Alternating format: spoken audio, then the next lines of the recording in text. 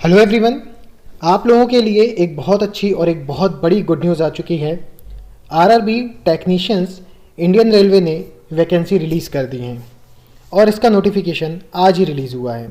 तो चलिए देखते हैं कि इस बार जो टेक्नीशियंस की वैकेंसी है वो कितनी है और आप किस तरीके से इस फॉर्म को फिल करेंगे और कैसे आपको इस फॉर्म को फिल करते टाइम किन किन चीज़ों का ध्यान रखना चाहिए। तो सबसे पहले देखिए नोटिफिकेशन यहाँ पर आया है। इसके अंदर आवेदन प्रारंभ होने की तिथि दी हुई है 9 मार्च 2024 से, यानी कि कल से आपका ये फॉर्म भरा जाएगा, ठीक है। और फॉर्म 8 अप्रैल तक भरा जाएगा, ठीक है। शुल्क के भुगतान सहित आवेदन जमा करने की अंतिम तिथि है 8/4/2024। और अगर इसके बाद कोई यदि आपको भुगतान करना है तो परीक्षा फॉर्म में भुगतान के लिए जो आपकी संशोधन की लास्ट डेट है वो 9/4 से 18 अप्रैल तक होगी। इसके बाद ये दिया हुआ है नेक्स्ट कि इस बार जिन पदों पर एग्ज़ाम हो रहा है उसमें technician grade 1 signal, technician grade 3 ये स्तर 5 और स्तर 2 के लिए एग्ज़ाम होगा। यहाँ पर दिया हुआ है प्रारंभिक वेतन 29,200 टेक्नीशियन ग्रेड 1 के लिए और टेक्नीशियन ग्रेड 3 के लिए 19,900। आयु दी हुई है 1/7/2024 को टेक्नीशियन ग्रेड 1 के लिए 18 से 36 वर्ष होना चाहिए और कुल रिक्तियाँ हैं 1092। टेक्नीशियन ग्रेड 3 के लिए जो आयु दी है वो 18 से 33 वर्ष है और कुल रिक्तियां हैं इसमें 8,052, मतलब कुल 9,144 सीटों के लिए एग्ज़ाम होगा। और किस जोन में कितनी वैकेंसी हैं ये भी आगे डिटेल्स दी हुई हैं।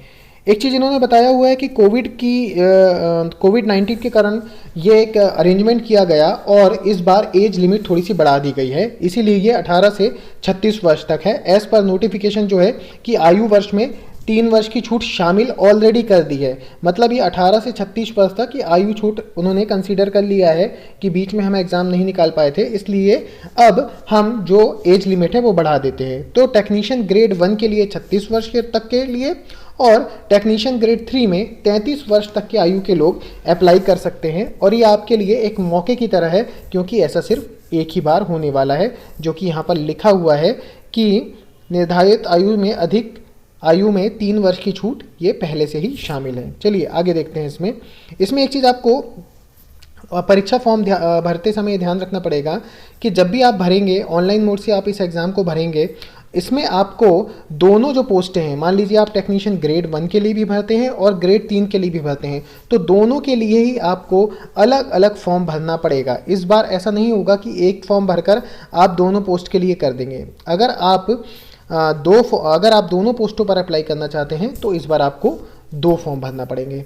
एक और चीज़ आपको ध्यान रखना पड़ेगी कि जब आप ये फॉर्म भरेंगे, मैं आगे आपको बताता हूँ विशिष्टताएं के बाद। ये यहाँ पर दिया हुआ है ऑनलाइन आवेदन जब आप करेंगे तो यहाँ पर आपको एक खाता बनाने के लिए बोला जाएगा, ठीक है। यदि किसी उम्मीदवार ने 1/2024 मतलब जो ALP के लिए था उसके अकॉर्डिंग खाता बना लिया है तो उसके लिए भी एक आवेदन करने के लिए एक खाता बनाना पड़ेगा, एक क्रेडेंशियल बनाना पड़ेगा। इस प्रोसेस से आप लोग शायद वाकिफ़ होंगे। और लेकिन यहाँ पर जब आप खाता बनाते हैं तो आप जो भी संशोधन करना चाहते हैं आगे जाकर उसके लिए आपको 250 रुपये देना पड़ेंगे परीक्षा शुल्क के तौर पर।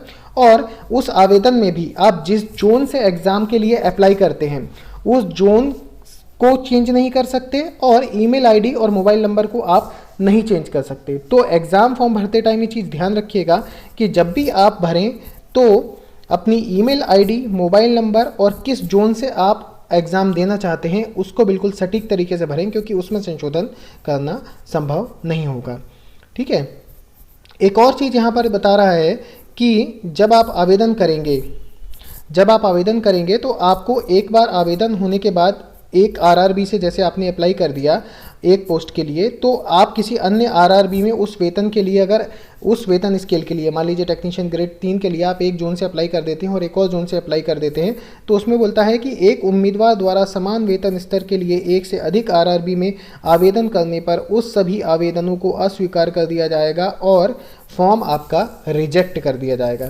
तो फॉर्म भरते टाइम इस चीज़ को भी ध्यान में रखिएगा कि आप देखिए दोनों पोस्टों के लिए अलग अलग फॉर्म भरेंगे, अपना ईमेल आईडी, मोबाइल नंबर और जोन को ध्यान से भरेंगे क्योंकि उसमें चेंज नहीं हो सकता है। और जिस पोस्ट के लिए जिस जोन से आपने अप्लाई करा है तो उसके लिए दोबारा किसी जोन से आप अप्लाई नहीं करेंगे, ये चीज़ ध्यान रखिएगा।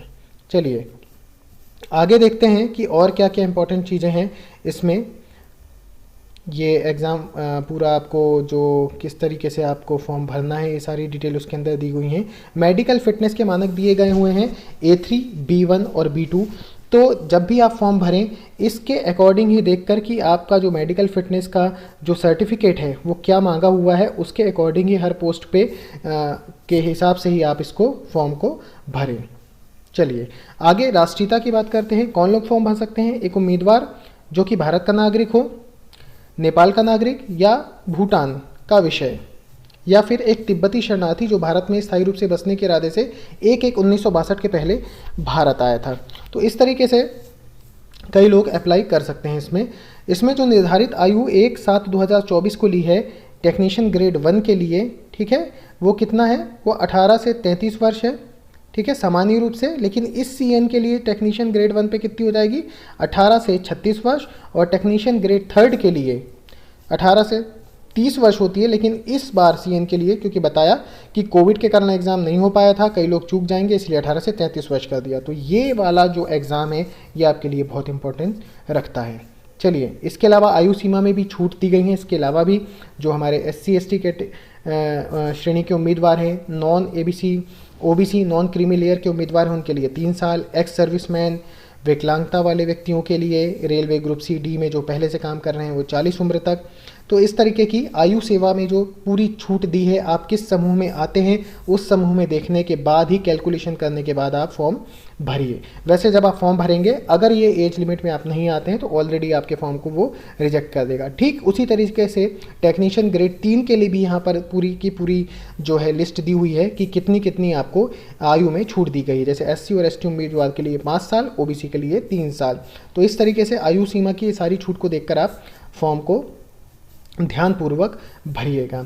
एज उम्मीदवार की जन्म तिथि के हिसाब से दिया है, देखिए 2/7/88 से पहले की नहीं होना चाहिए एज। और उसके बाद क्या बोलता है कि 2/7/1985 OBC के लिए, और 2/7/83 ये जो है किसके लिए नहीं होना चाहिए? ये सभी एज वाइज दे दिया है इसने लिमिट कि कितनी लिमिट होना चाहिए, कि मतलब आपकी इसके हिसाब से अभी कैलकुलेट कर सकते हैं कि डेट्स के हिसाब से आप इसके बीच में यदि आते हैं तो इन डेट्स के बीच में तो आप फॉर्म को भर सकते हैं।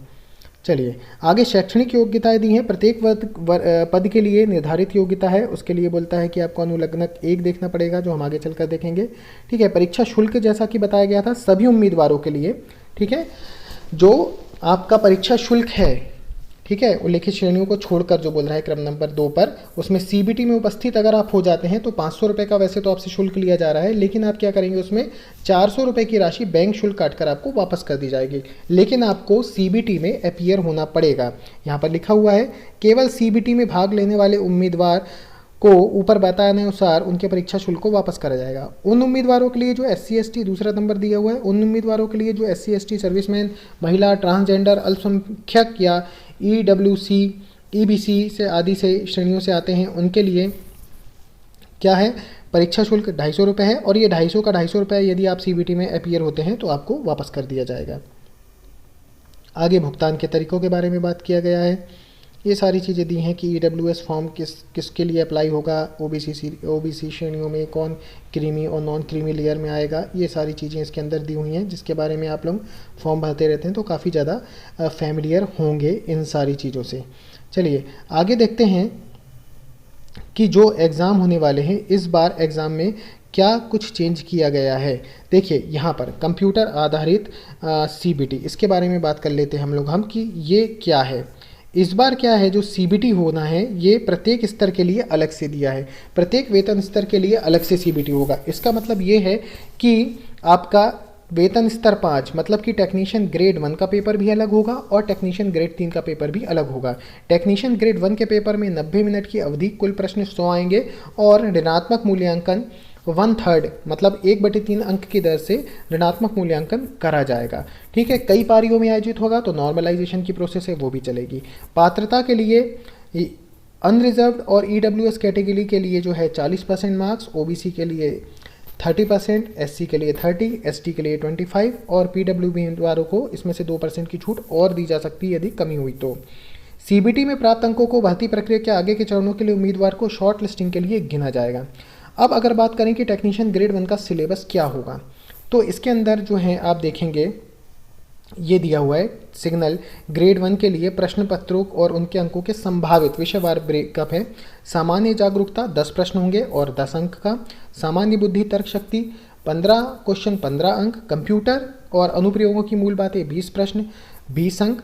बुनियादी अंकशास्त्र 20 क्वेश्चन और 20 अंक। और बुनियादी विज्ञान और इंजीनियरिंग 35 प्रश्न 35 अंक। मतलब यहाँ पर ये वाला जो साइंस का पोर्शन है, बुनियादी विज्ञान और इंजीनियरिंग, ये बहुत ज़्यादा इंपॉर्टेंट हो जाता है, ठीक है। और इनका पूरा डिटेल्ड सिलेबस भी यहाँ पर दिया हुआ है। मैं एक अलग सी वीडियो में उसमें बात करूँगा कि आपको किस तरीके से इसके लिए तैयारी करना है, ताकि अगर आपने ये दोनों फॉर्म भर रखे हों, माने लेवल टेक्नीशियन ग्रेड 1 और ग्रेड 3, और इसके साथ साथ ALP भी, तो आप अपनी टोटल प्रिपरेशन को एक साथ कैसे कंटिन्यू कर पाएंगे।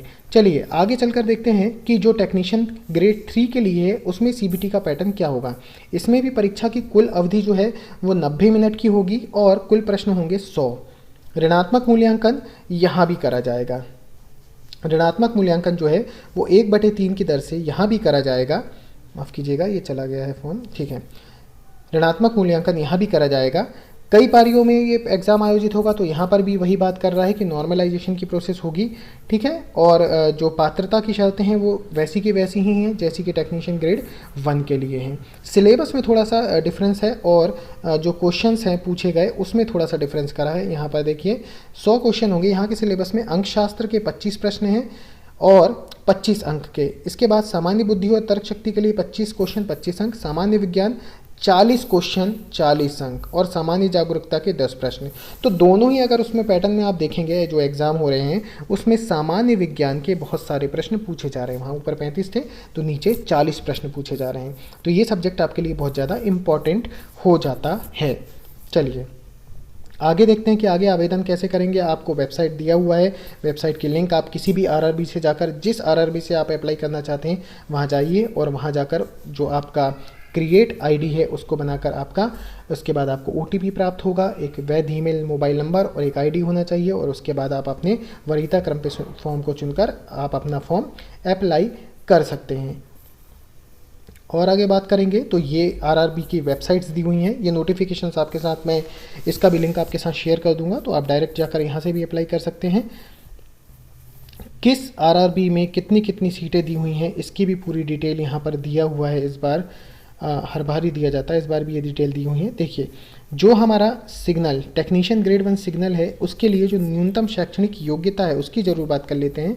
ये दिया हुआ है यहाँ पर कि किसी भी मान्यता प्राप्त विश्वविद्यालय से भौतिकी, कंप्यूटर विज्ञान, इलेक्ट्रॉनिक्स, सूचना प्रौद्योगिकी, इंस्ट्रूमेंटेशन की बुनियादी धाराओं में से किसी भी उपधारा के संयोजन में मान्यता प्राप्त संस्थान से BSc मांगा है, या फिर उपरोक्त धाराओं में किसी भी एक बुनियादी धाराओं के संयोजन में 3 साल का डिप्लोमा। मतलब यदि आपके पास इनमें से रिलेटेड किसी भी ब्रांच में BSc है या आपके पास इसमें 3 साल का डिप्लोमा है या इससे रिलेटेड किसी भी सब्जेक्ट में आपके पास डिग्री है, तो आप टेक्नीशियन ग्रेड 1 के लिए अप्लाई कर सकते हैं, ठीक है। और टेक्नीशियन ग्रेड 3 जो है उसकी अलग अलग ब्रांचेस जो ITI में होती हैं, जैसे कि black Smith, carriage wagon, crane चालक, इसके हिसाब से यहाँ पर जो आपका मान्यता वो दी हुआ है शैक्षणिक योग्यता वो है जैसे मैट्रिकुलेशन और SSC ALC plus NCVT SCVT जो आपका ITI यदि आपने कर रखा है तो या तो वो SCVT से कर रखा हो या NCVT से करा हो। फिटर, कारपेंटर, वेल्डर, प्लम्बर किसी भी ट्रेड से आपने करा है तो उपरोक्त सभी ट्रेडों के लिए किस प्रकार से आपके लिए वैकेंसी कितनी कितनी अवेलेबल हैं यहाँ पर दी हुई हैं। तो अगर आप टेक्नीशियन ग्रेड 3 में अप्लाई करना चाहते हैं तो आपके पास मैट्रिकुलेशन होना चाहिए, मतलब क्लास 12 होना चाहिए, SSLC प्लस NCVT, इसके साथ ही साथ क्या है, दोनों के साथ ये बोल रहा है 10 या 12 के साथ आपका NCVT और SCVT प्रमाण पत्र होना चाहिए, मतलब आपने ITI कर रखा हो या फिर आपका मैट्रिकुलेशन के साथ किसी भी एक जो भी कोर्स है उसमें आपने अप्रेंटिसशिप कर रखा हो। यहाँ पर ये या लगा हुआ है, तो आपको क्या करना है, या तो आपके पास ITI होगा और अगर ITI नहीं कर रखा होगा आपने उस पर्टिकुलर ट्रेड के अंदर क्या कर रखा होगा, आपने अप्रेंटिसशिप कर रखी होगी, ठीक है। तो आई होप कि यहाँ पर ये किस तरीके से अप्लाई करना है ये आपको क्लियर हुआ होगा शैक्षणिक योग्यता में। और अगर टेक्नीशियन ग्रेड 1 की बात करूँगा मैं तो उसमें आपका डिप्लोमा डिग्री संबंधित विषयों में या फिर BSc अगर ये आपके पास है तो आप उस संबंधित विषय से वहाँ पर अप्लाई कर सकते हैं। हर एक आरआरबी में कितनी सीटें हैं यहाँ पर ये पूरी डिटेल दी हुई है। जैसे कि अहमदाबाद में देखेंगे तो टेक्नीशियन ग्रेड 1 सिग्नल के लिए 38 और टेक्नीशियन ग्रेड 3 के लिए टोटल 299 सीटें किस किस ब्रांच में कितनी कितनी दी हुई हैं, यहाँ पर सारी ये डिटेल दी हुई है यहाँ पर कि कितनी किस किस ब्रांच में कितनी कितनी सीटें हैं यहाँ पर ट्रेड वाइज। आगे देखेंगे अजमेर में भी आपकी काफ़ी ज़्यादा सीटें हैं। टेक्नीशियन ग्रेड 3 के लिए 209 और टेक्नीशियन ग्रेड 1 के लिए है 32। बेंगलोर में 46 और 68। और अगर भोपाल में बात करें हमारे जोन से तो यहाँ पर हैं जो सीटें वो टेक्नीशियन ग्रेड 1 में 36 और टेक्नीशियन ग्रेड 3 में 208 सीटें हैं। तो इस तरीके से आप सभी जितने भी जोन हैं उनकी सीट्स को देखकर अपनी सूटेबिलिटी के हिसाब से कि आपको कहाँ से एग्ज़ाम अप्लाई करना चाहिए आप अप्लाई कर सकते हैं। तो आई होप कि ये जो इन्फॉर्मेशन है ये आपके लिए यूज़फुल होगी और फॉर्म किस तरीके से भरना है इसकी डिटेल्ड जो आपको प्रोसेस है जब आप फॉर्म भरेंगे तो वहाँ पर भी होगी। यहाँ पर जस्ट एक आपको इंट्रोडक्शन दिया गया था कि फॉर्म भरना आप ये किस तरीके से प्रोसेस कर सकते हैं। डेट्स को ध्यान रखिए, फॉर्म भर दीजिए। उसके बाद एक अलग से इस वीडियो में बात करेंगे कि किस तरीके से आप जो है अपनी प्रिपरेशन को कंटिन्यू रख सकते हैं। यदि आप एलिजिबल ALP के लिए भी हैं और टेक्नीशियन ग्रेड 3 या टेक्नीशियन ग्रेड 1 के लिए भी हैं तो किस तरीके से आप अपनी तैयारी कंटिन्यू रखें जिससे आप ये सभी एग्ज़ाम्स दे सकें और इसमें सफलता प्राप्त कर सकें। तो आई होप ये इन्फॉर्मेशन आपके लिए यूज़फुल होगी। और टेक्नीशियन जो ग्रेड 3 के लिए भी जो हमारा कोर्सेज़ हैं उसके लिए भी हम लोग जल्दी ही वीडियो रिलीज़ कर देंगे और इसके लिए भी एक सीरीज़ तैयार करेंगे जिसमें स्टडी बिट भी आपके लिए शायद हेल्पफुल हो सकेगा। तो पढ़ाई करते रहिए and all the very best. और आप सभी लोगों को कॉन्ग्रेचुलेशंस कि इस तरीके से आपको वैकेंसी मिलते जा रही हैं। तो पढ़ाई करिए और इन अपॉर्चुनिटीज़ का फ़ायदा उठाइए। Thank you.